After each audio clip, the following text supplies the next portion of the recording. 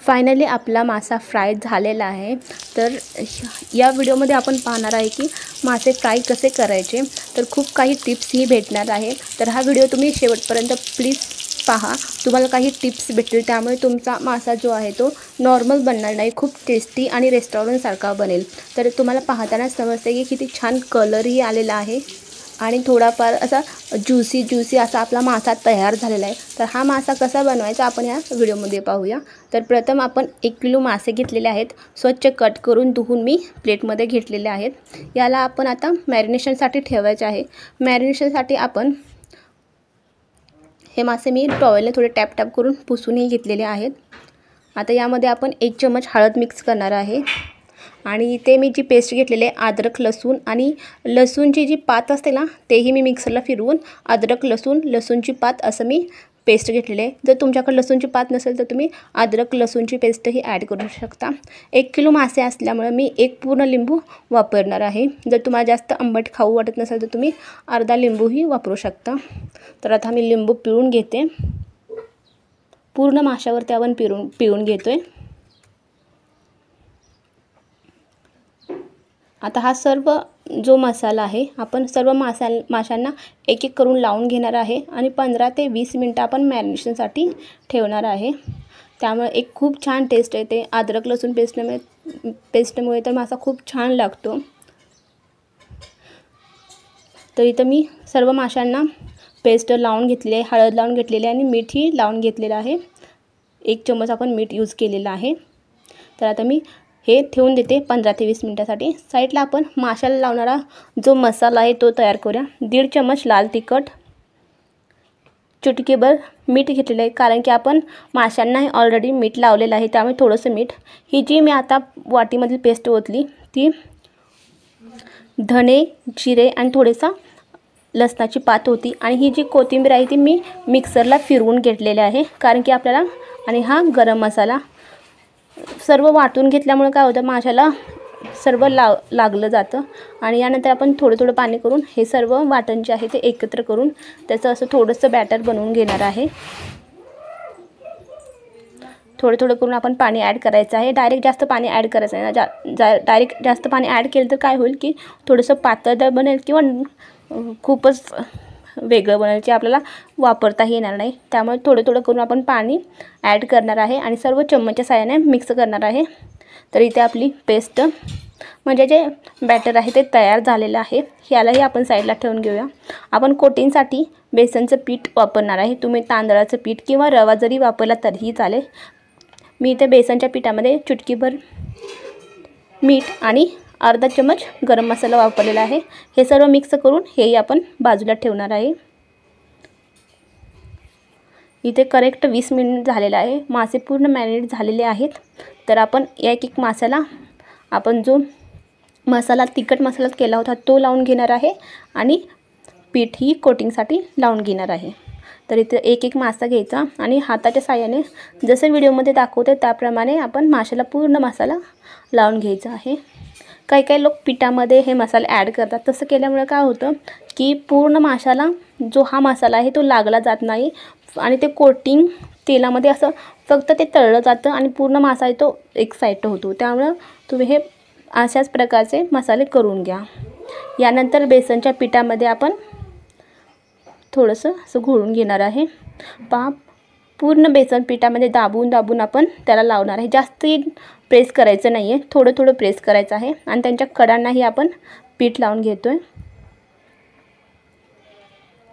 ठीक आहे, अशा प्रकारे हा पूर्ण आपण पीठ लावून घेतलेला आहे। याला साईडला ठेवूया आणि दुसरा मासाही म्हणजे जो माशाचा पीस आहे त्याला आपण असंच लावून घे। प्रत्येक माशाला आपण अशा प्रकारे मसाला लावून नंतर पिठामध्ये घोळून घेणार आहे। याने खूप छान टेस्ट येते।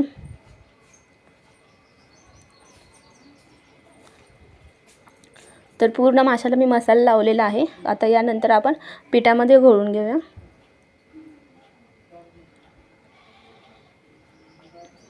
बेसनच्या पिठामुळे एक वेगळीच टेस्ट येते।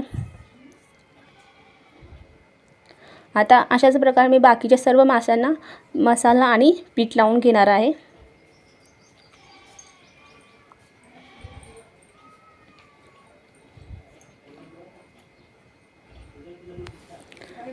तर अशा सर्व आपण सर्व माशांना पीठ लावून बाजूला एका प्लेटमध्ये ठेवणार आहे.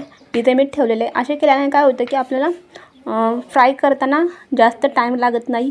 एकाच ठिकाणी आपलं लक्ष लागलं जाते. नाहीतर आपण फॅनवरती फ्राय करायला ठेवतो, नंतर ना इकडे त्याला मसाला लावत बसतो, तर आपल्याला खूप वेळ जातो. इथे मी तेल थोडंसं गरम केलेले आहे. यामध्ये मी कढीपत्ता टाकते. असं केल्यामुळे माशाला खूप छान टेस्ट येते. नॉर्मली जास्त लोक कढीपत्ता वापरत नाहीत, पण असं तुम्ही एकदा ट्राय करून पहा, खूप छान तुमचे मासे होतील. तर कढीपत्ता तडतडल्यानंतर आपण एक एक माशाचा पीस जो आहे तो तेलामध्ये फ्राय होण्यासाठी ठेवणार आहे. तेलामध्ये पीस जो आहे तो फ्राय होण्यासाठी ठेवल्यानंतर साधारण 2 ते 3 मिनटं अजिबात त्याला हातही लावायचा नाही. आपण दुसरं काही काम करू शकतो.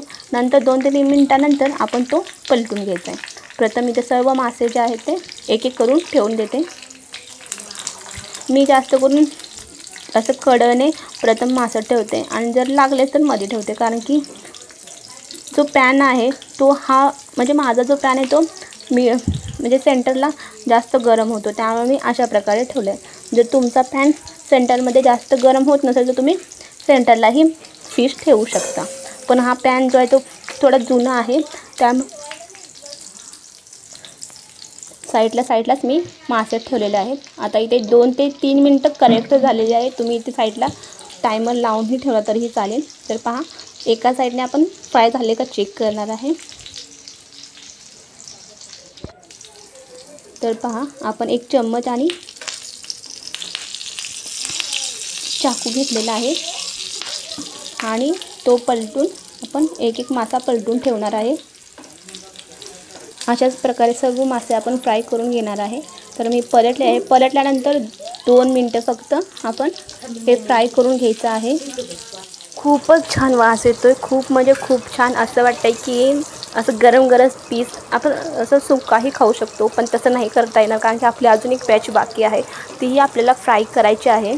खूप छान दिसते, खूप टेस्टी आहेत आणि मी खूप टाईमपासून हे मासे बनवते, त्यामुळं काही नवीन एक्सपेरिमेंट मी करतच असते. तर हा खूप छान माझा माशाचा म्हणजे रेसिपी आहे, माशाची रेसिपी. तर तुम्ही ही नक्की ट्राय करा, तर तुम्हाला ही नक्की आवडेल. तर अशाच प्रकारे आपण सर्व मासे फ्राय करून घेणार आहे. मी पलटी केल्यानंतर 1 मिनिट मी फ्राय केले आणि आता आपण हे एका प्लेटमध्ये काढून घेणार आहे. खूप छान दिसतात मासे.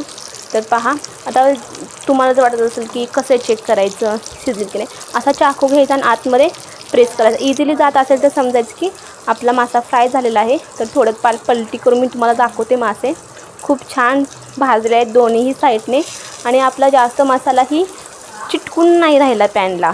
जो माशाला आपण लावला तो माशालाच आहे. एखादा निघतो असं, म्हणजे जास्त पण नाही, पण 95% निघलेलं नाही आहे, 5% निघतो. तर आता हे पहा मासे, ह्या माशाचा अजिबात मसाला निघलेला नाही आहे आणि कढीपत्ता त्याच्यात खूप छान दिसतो. तर या प्लेटवरती मी एक एक मासा काढून घेते. खूप छान दिसतंय. हा अप्रतिम आपला मासा आहे. तर मी सर्व जे पहिल्या बॅचमधले जितके मासे होते ते मी एक एक करून या प्लेटमध्ये ठेवून देते. तुम्हाला ड्रीमी प्रज्ञा या चॅनलवरचे व्हिडिओ कसे वाटतात आणि तुम्हाला काय वाटतं की अजून कोणते व्हिडिओ बनवले पाहिजेत, तर तुम्ही कमेंट बॉक्समध्ये नक्कीच सजेशन देऊ शकता. मी ते रीड करून नक्कीच त्यावरती म्हणजे तुमच्या ज्या कमेंट असतील त्याच्यावरती काहीतरी ॲक्शन घेईन. तर फायनली आपली ही रेसिपी खूप छान तयार झालेली आहे. थोडंफार झणझणीत आणि खूप चटपटी ज्युसी असे आपले मासे तयार झालेले आहेत. तुम्हाला ही रेसिपी कशी वाटली नक्की कमेंट बॉक्समध्ये सांगा. जर तुम्हाला हा व्हिडिओ आवडला असेल आणि तुम्ही इथेपर्यंत हा व्हिडिओ पाहिला असेल तर नक्की एक लाईक करा, कारण की माझ्या व्हिडिओतून तुम्हाला काहीतरी शिकायला भेटलं असेल, एक नवीन रेसिपी शिकायला भेटली असेल, तर नक्की एक तुमची लाईक करा आणि चॅनलला सबस्क्राईब करा. थँक्यू.